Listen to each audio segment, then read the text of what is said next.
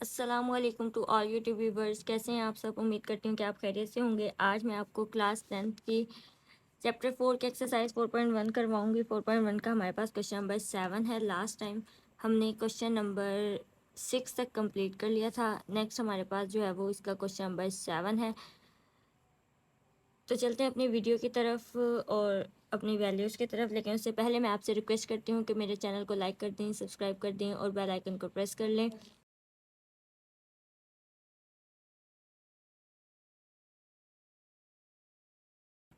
और ये हमने क्वेश्चन उसी पैटर्न पे ही सॉल्व करना है जैसे हमने प्रीवियस क्वेश्चंस किए थे। तो चलते हैं अपने क्वेश्चन नंबर 7 की तरफ। क्वेश्चन नंबर 7 में हमारे पास जो वैल्यूज़ गिवन है वो है x square plus 2x plus 1, x minus 2x plus 2। सबसे पहले हमने इसको चेक करना है कि ये हमारा प्रॉपर है या इम्प्रॉपर है। अगर ये हमारे पास इम्प्रॉपर है तो इसको हम प्रॉपर में कन्वर्ट करेंगे। अगर ये हमारे पास प्रॉपर में है तो इसको एज इट इज़ ही सॉल्व कर लेंगे। तो सबसे पहले हम इसको चेक कर लेते हैं। अब हमारे पास जो प्रॉपर की कंडीशन है वो है कि ऊपर वाली वैल्यू छोटी होनी चाहिए, यानी कि एक्स की पावर स्मॉल होनी चाहिए और यहाँ पर पावर जो है वो ग्रेटर होनी चाहिए, तो प्रॉपर होता है। तो इट मीन्स कि यहाँ पर पावर 2 है, यहाँ पर 1 है, तो इसका मतलब ये 1 और ये 2 यहाँ बड़ी है, तो ये इम्प्रॉपर में है। और उसके अलावा भी हम देख लेते हैं कि अगर मल्टीप्लाई को कर लें तो मल्टीप्लाई में एक्स की पावर 1 और एक्स की पावर 1 एक्स की पावर 2 हो जाती है। तो इम्प्रॉपर की कंडीशन ये है कि या तो हमारे पास दोनों में बराबर हो या फिर नीचे वाली टर्म जो है वो हमारी स्मॉल में हो, यानी कि एक्स की वेरिएबल जो है पावर वो छोटी होनी चाहिए नीचे की तरफ और ऊपर वाली पावर जो है वो बड़ी होनी चाहिए, तब ये इम्प्रॉपर कंसीडर होता है। अब अगर हम इसको देखें तो ये एक्स की पावर 2 है, यहाँ पे एक्स की पावर 1 है और यहाँ पे एक्स की पावर भी 1 है। 1 ये वाला और 1 ये वाला एक्स की पावर 2 हो जाएगा और यहाँ पर भी हमारे पास एक्स की पावर 2 है, तो इट मीन्स कि ये दोनों हमारे पास इम्प्रॉपर को शो कर रहे हैं। तो सबसे पहले हमने इसको प्रॉपर में कन्वर्ट करना है। सबसे पहले मैं इन दो वैल्यूज़ को आपस में मल्टीप्लाई कर लेती हूँ। यहाँ पर हम इसका सोल्यूशन लिख लेते हैं एक्स माइनस 2 और x प्लस 3 लिख लेते हैं। इनको हम सॉल्व करेंगे, यानी कि मल्टीप्लाई करना है आपने। सिंपली मल्टीप्लाई x को x के साथ करेंगे, x स्क्वायर, फिर x को 3 के साथ करेंगे 3x, माइनस 2 को x के साथ करेंगे तो minus 2x, plus minus minus 3 टू ज़ा 6। आपने इसको मल्टीप्लाई कर दिया। अब यहाँ पर हमारी x की टर्म्स है तो x की टर्म को हम ऐड और सब्ट्रैक्ट कर सकते हैं। प्लस माइनस माइनस, बड़ी वैल्यू का साइन आएगा, 3 में से 2 माइनस हो जाएंगे तो x बच जाएगा और ये -6 आ जाएगा। हमने इसको सॉल्व करके लिख लिया। ऊपर हमारे पास already X square plus 2x और प्लस 1 के साथ टर्म है यहाँ पर। अब हम इसको डिवाइड करेंगे। क्यों डिवाइड करेंगे? ताकि हम इसको इम्प्रॉपर से प्रॉपर में कन्वर्ट कर सकें। तो प्रॉपर में कन्वर्ट करने के लिए आपके पास जो वैल्यू है वो है x square plus 2x plus 1 और यहाँ पर x square plus x minus 6। अब हमने यहाँ पर इसको सॉल्व कर लेना है। एक्स स्क्वायर है यहाँ पर भी और यहाँ पर भी एक्स स्क्वायर है, तो इट मीन्स कि ये 1 के साथ डिवाइड हो जाएगा। X square plus x minus 6, ये सारी टर्म ऐसे आ जाएगी। प्लस के बाद यहाँ साइन चेंज कर देंगे तो माइनस का, और जहाँ पर माइनस का साइन होगा वहाँ पर प्लस का साइन आ जाएगा। यहाँ पर ये एक्स स्क्वायर से कैंसिल, यहाँ पर 2 में से 1 माइनस करेंगे तो x आ जाएगा जस्ट, और प्लस प्लस प्लस 7। ये हमारे पास एक टर्म आ गई है।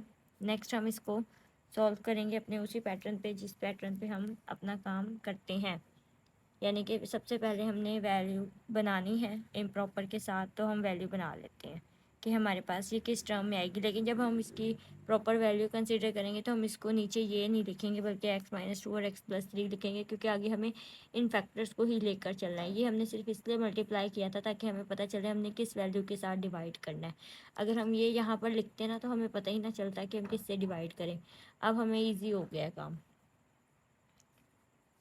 यहाँ पर हमारी वैल्यू है G X square plus 2x plus 1 और x minus 2 and x plus 3 is equal to 1 plus x plus 7 over x minus 2 and x plus 3। इसको हम इक्वेशन 1 कंसीडर कर लेते हैं। नेक्स्ट हमारे पास जो टर्म है हम इसको लेट करेंगे x प्लस 7 x माइनस 2 और x+3, यानी कि अब हमने इसको अपना क्वेश्चन कंसीडर करना है और बाद में जो वैल्यूज़ आएंगी उसको इसमें हम पुट कर लेंगे। तो x+7 x-2 x+3 को हमने a लेट किया और सिंपली इक्वेशन को सॉल्व किया। x-2 प्लस b/x+3, हमारे पास ये इक्वेशन 2 हो गई।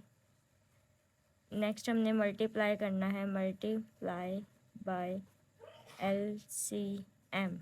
मल्टीप्लाई बाय LCM का मतलब होता है ये वाली वैल्यू जो होती है, आप इसको मल्टीप्लाई बाय LCM भी लिख सकते हैं या फिर आप इसको मल्टीप्लाई बाय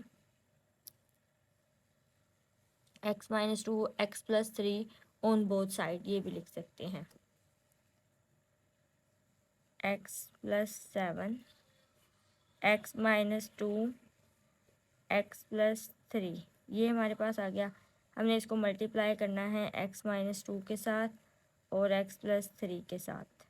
मेरे पास यहाँ पर जगह स्पेस कम है, इस वजह से मैं इसको ऊपर नीचे इस तरह लिख रही हूँ, वरना आप एक साइड पे लाइन पे भी लिख सकते हैं।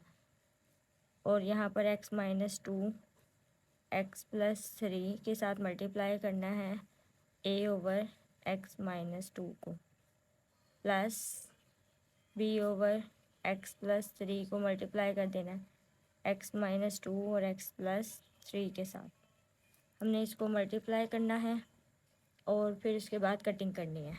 कटिंग करने के लिए हम सारी टर्म्स को कट कर लेते हैं जो कैंसिल हो रही हैं। यहाँ पर x-2, यहाँ पर x+3, और हमारे पास जो रिमेनिंग टर्म है वो है x+7 is equal to x+3 a plus b into x-2। ये हमारी इक्वेशन थर्ड है। ठीक हो गया, इक्वेशन थर्ड हमने बना ली है। अब हम इसको x+3 और x-2 के साथ सॉल्व करेंगे। जब हम x+3 और x-2 के साथ इसको सॉल्व करेंगे तो हमारे पास 2x की टर्म्स आ जाएंगी। उन x की दोनों टर्म्स को आप इक्वेशन 2 में पुट करेंगे, देन फिर हम इसको इक्वेशन 1 में पुट करेंगे। अभी तक अगर आपने मेरे चैनल को सब्सक्राइब नहीं किया तो काइंडली मेरे चैनल को सब्सक्राइब कर लें और अपने फ्रेंड्स के साथ भी ज़रूर शेयर कर दीजिएगा। x+7 x, मैं एक दफ़ा अपने पास यहाँ पर दोबारा लिख रही हूँ टर्म, ताकि मुझे बार बार इशू क्रिएट ना हो, प्लस b इंटू x-2। यहाँ पे हमारी टर्म दोबारा आ गई है। हम इस पर लेट कर लेते हैं x+3 is equal to 0, x is equal to -3। इसको हम पुट करेंगे, पुट इन इक्वेशन, ये जो हमने लास्ट वाली इक्वेशन बनाई है, थर्ड वाली जो इक्वेशन बनाई है, इसी में ही पुट करेंगे।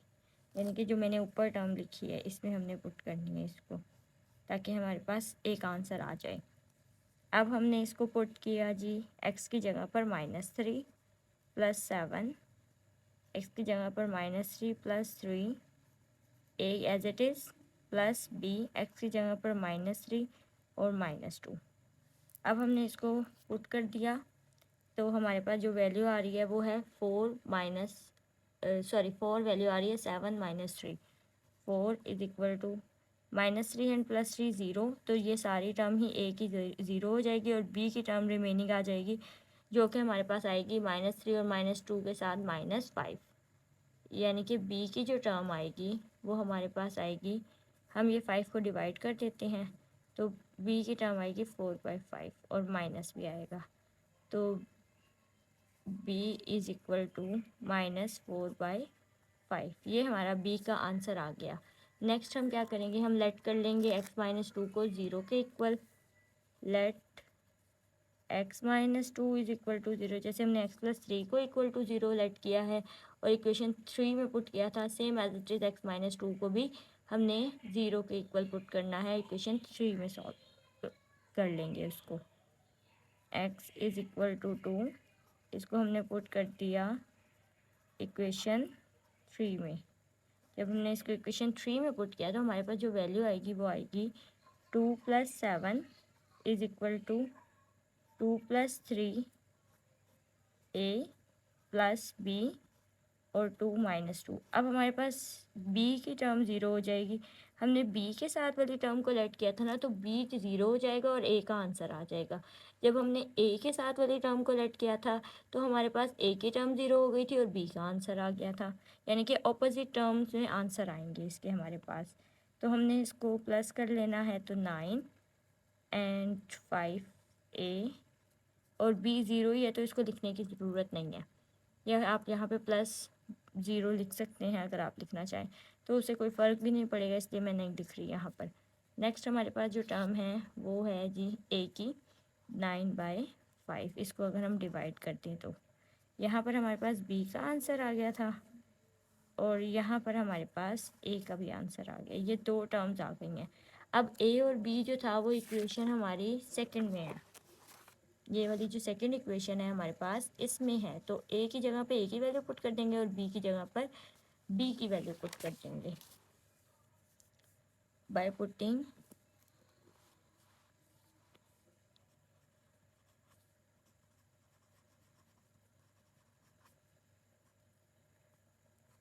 the values of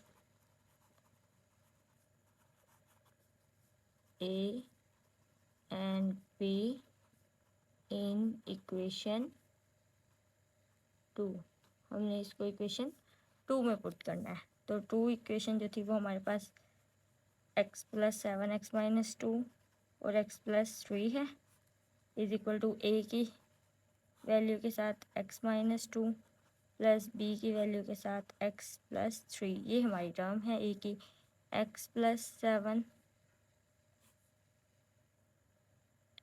x - 2 x + 3 की वैल्यू जो हमारे पास है वो है 9/5 x - 2 प्लस b की जो टर्म है वो हमारे पास है 4/-4/5 और इसके बाद ये हमारी टर्म है x + 3। यहाँ पर ये इसको मैंने डिवाइड के फॉर्म में इसलिए लिख दिया कि एक ही दफ़ा हो जाएगी टर्म। अब हम इसको प्लस माइनस भी कर लेते हैं। हमने सारी की सारी वैल्यूज़ को अब किस में पुट कर देना है, इक्वेशन 1 में पुट कर देना है, क्योंकि जो इक्वेशन 1 का जो सवाल था ना वो इक्वेशन 1 में है, तो हमने इसमें पुट कर देनी है सारी वैल्यू, यानी कि ये आंसर 1 के साथ लिख देना। 1 + a और b की वैल्यूज़ जो होंगी वो लिख देनी है। तो हम यहाँ पर पूरा जो हमारा क्वेश्चन है उसको नोट कर लेते हैं पहले, कि हमारी है वैल्यू x² + 2x + 1, और यहाँ पर हमारे पास था x - 2 के साथ x + 3 is equal to 1 + 9/5 x - 2 plus minus minus 4/5 x + 3। ये आपका आंसर होगा जो कि इक्वेशन 1 से हमने पुट करने के बाद निकाल लिया है। ये था हमारे पास एक्सरसाइज 4.1 का क्वेश्चन नंबर 7। नेक्स्ट मैं आपको इंशाल्लाह क्वेश्चन नंबर 8 सिखाऊंगी। तब तक के लिए अल्लाह हाफिज़। क्वेश्चन नंबर 8 आप खुद से प्रैक्टिस करें, बिल्कुल क्वेश्चन नंबर 7 के ही पैटर्न पे क्वेश्चन नंबर 8 है, तो आप खुद से प्रैक्टिस करें। अगर आपको नहीं समझ आएगा तो आप मुझसे पहले भी कमेंट सेक्शन में पूछ सकते हैं। इंशाल्लाह मैं नई वीडियो के साथ जल्दी आऊँगी।